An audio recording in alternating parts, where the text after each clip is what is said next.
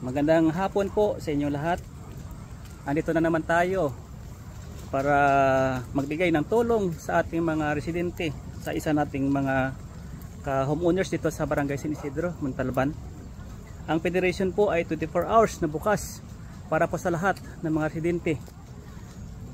Andito po tayo ngayon sa laylayan ng South Bell. Ito po yung mga ayun, binabaha po ito.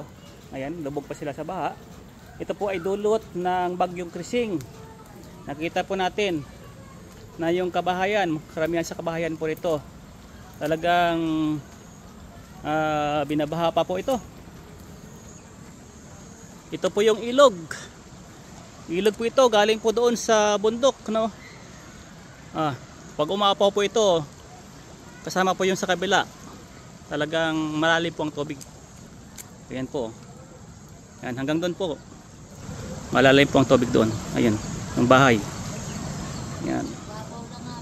Mababaw na po ito? Inabot po kayo dyan? Mapaw po ito ba? Ano? Ay, namapaw po doon tubig.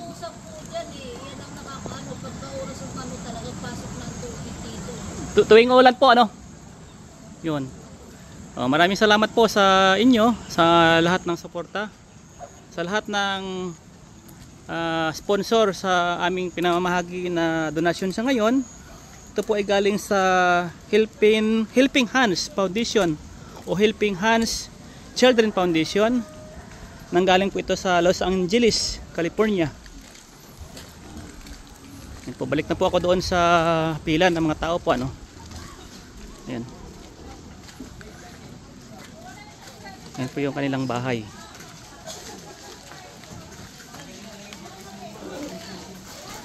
Yan, may mahagi po tayo dito ng bigas, tabinas, at saka may kasama pong kape. Yan, bigay din tayo ng sampurado. Yan